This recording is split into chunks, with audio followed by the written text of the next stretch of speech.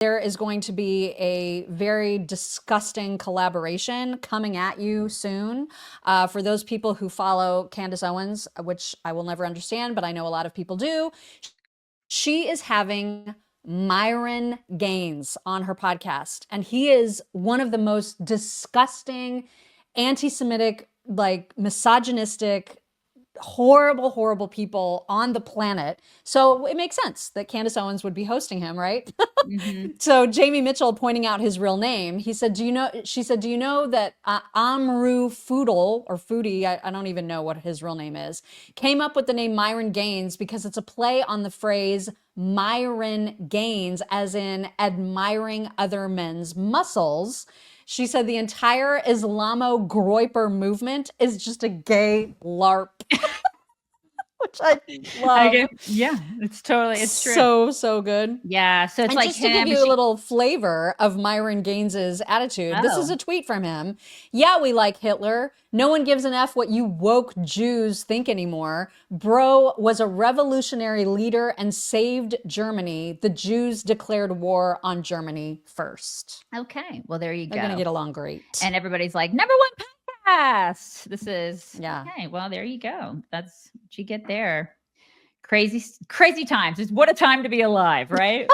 It is indeed. Now, there is some, I guess, discontent in terms of Tucker and his sponsors. There was this report from The Independent saying that Tucker Carlson started losing sponsors after his fawning interview with Nick Fuentes. So 2 days after a news site called out Rocket Money for financing white supremacy, the financial services app suddenly removed all mentions of its advertising relationship with Tucker.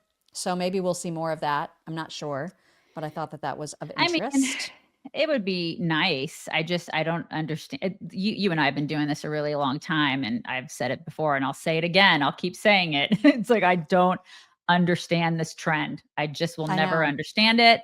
And I'm going to fight it until I can't fight it any longer, because I think it's gross.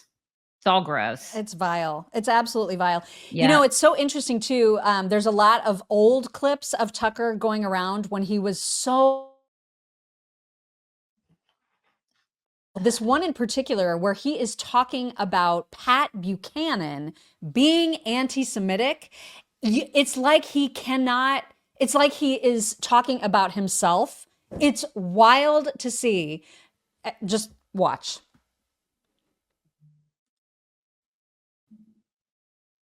America's relationship with Israel. Israel has a lobby. It's perfectly fair, as far as I'm concerned, to beat up on Israel's lobby. But I don't think that's the reason that Buchanan is being labeled an anti-Semite. It's this kind of, as I've said, this relentless bringing up topics related to Judaism. I mean, famously, Pat, always beats up on Goldman Sachs, but never Morgan Stanley. I mean, it's really hard to. There is no point at which Pat Buchanan has held a press conference and said, I really don't like the Jews. I think they're a sinister force in America. But I think, and it took me years to come to this position. I mean, I'm not throwing the term anti-Semite around. But you reach a point when you say, well, gee, here's a guy who has gone out of his way to defend Demjanjuk and other accused Nazi war criminals, who's constantly attacked Israel, who's attacked American Jews for supporting Israel unduly, who's implied that American Jews push America into wars in which non-Jews die. There really is, and again, I'm not hysterical on this subject, but I do believe that there is a pattern with Pat Buchanan of needling the Jews. Is that anti-Semitic? Yeah. I mean, after a while, you conclude it is, in some sense, anti-Semitic. I mean, Pat Buchanan obviously has a lot of personal and affectionate relationships with people who are Jewish. So on a personal level, perhaps he's not. But on a different, maybe thematic level, I think he probably is.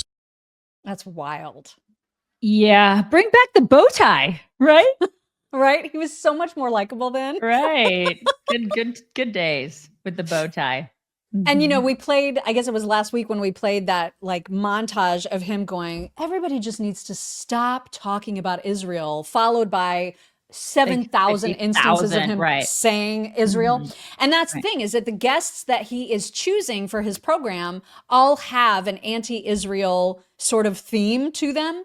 And he was called out because Daryl Cooper was one of those people. This is a self-proclaimed historian.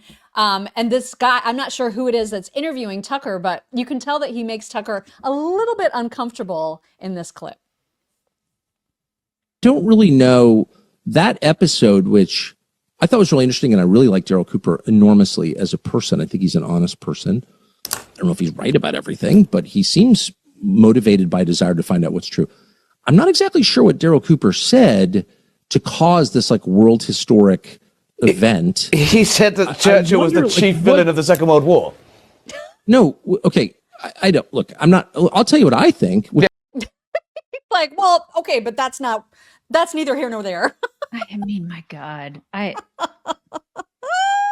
it's baffling, y'all. It's perfect. I don't know it's just crazy what we're seeing in this day It is and age. crazy. I mean, remember when, was it Ariana Grande who was performing in Paris when there was that horrible, like Islamic terror attack where they killed 130 people?